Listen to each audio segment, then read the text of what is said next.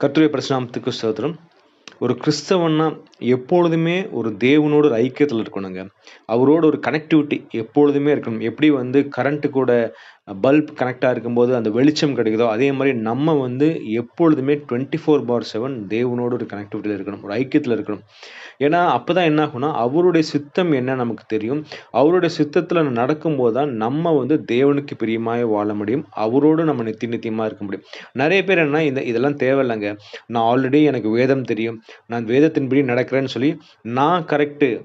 நான் எல்லாமே பெர்ஃபெக்ட் அப்படின்னு நெனச்சு நம்ம நடந்து கொண்டிருக்கோம். ஆனா உண்மையான காரியம் என்னன்னா, நம்ம ஒவ்வொரு நாளும் அவருடைய வார்த்தையின்படி நம்ம நடக்கணும். அதுதான் இயேசுப்பாவும் சொல்லியிருப்பாங்க இல்லையா? மனுஷன் அப்பத்தினால் மாத்திரம் அல்ல, தேவனுடைய வாயிலிருந்து புறப்படுகிற ஒவ்வொரு வார்த்தையினாலும் பிழைப்பான் என்று எழுதியிருக்கிறது. நம்ம ஒவ்வொரு நாளும் கடவுள் சொல்றத நம்ம காதுகள் கேட்கணும்.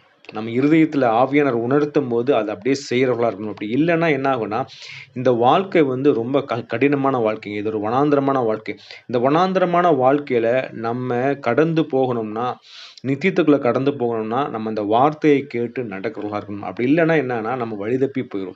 வழி தப்பி போனோம்னா, 40 நாள்ல நம்ம கடக்க வேண்டிய இடத்த நம்ம 40 வருஷம் கடந்து கொண்டிருப்போம். அப்படிதான் இஸ்ரவேல் மக்கள் பண்ணாங்க. அழகா கடவுள் சொல்றத கேட்டு போயிருந்தாங்கன்னா, 40 நாள்ல போயிருப்பாங்க. ஆனா இவங்க என்ன பண்றாங்க, கடவுள் சொல்றத கேட்காம, முறுமுறுத்துட்டு, பொலம்பிட்டு, கொஸ்டின் கேட்டுட்டு, அவங்க என்ன பண்றாங்க, அந்த வனாந்திரத்த சுத்தி சுத்தி வராங்க. அதனால நம்ம ஒவ்வொரு நாளும் என்ன பண்ணா, தேவன் சொல்றத கேட்கணும். ஃபார் எக்ஸாம்பிள் நம்ம ஒரு வாழ்க்கையில ஒரு பிரச்சனை வருதுன்னு வச்சுக்கங்க. நம்மனால இந்த பிரச்சனைய சால்வ் பண்ணவே முடியாதுன்னு நம்ம நெனைக்கிறோம். இந்த பிரச்சனையிலருந்து நம்மனால மீளவே முடியாது. மனுஷனால என்ன செய்ய முடியுமோ, எல்லா காரியமே நம்ம செய்து பார்த்திருப்போம். ஆனாலும் அந்த பிரச்சனை சால்வ் ஆகலையே நம்ம நெறைய நேரம் நம்ம நெனச்சது. அப்போ கடவுள் ஒரு வார்த்த சொல்லுவார் இல்லையா? "பயப்படாத நான் உன் கூட இருக்கிறேன். திகையாதே, கலங்காதே, நான் உன் தேவன். உன் பிரச்சனையெல்லாம் நான் சால்வ் பண்ணிருவேன்." அப்படின்னு சொல்லும்போது, அந்த வார்த்தை என்ன பண்ணும்னா, நம்மள திடப்படுத்துங்க.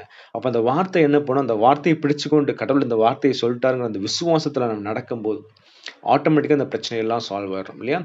அதற்கு தான் முக்கியமா என்ன பண்ணணும், தேவனோட ஐக்கியத்துல இருக்கணும். தேவனோட ஐக்கியத்துல எப்படி இருக்க முடியும்னா, அவரு சொல்றத கேட்டு நம்ம நடக்கணும். அப்பதான் என்ன பண்ண முடியும், நம்ம தேவனோட ஐக்கியத்துல இருக்க முடியும். நல்ல ஒரு எக்ஸாம்பிள் நமக்கு பவுல் தாங்க. பவுல் பார்த்தீங்கன்னா, சிசரால பார்த்தீங்கன்னா, அவரு தேவனுடைய வசனத்த சொல்லிட்டு இருப்பாரு. இயேசுவே ரட்சகர், இயேசுவே மேசியான்னு சொல்லிட்டு இருப்பாரு. அவங்கள புடிச்சு ஜெயில்ல போட்டுருவாங்க. அவர் என்ன பண்ணுவாரு, ராயனுக்கு அபயமிடுவார். அவர கூட்டிட்டு ரோமாபுரிக்கு போவாங்க. அவர் எங்க இருக்காரு, சிசேரியால இருந்து ரோமாபுரிக்கு போணும். கப்பல்ல போறாங்க.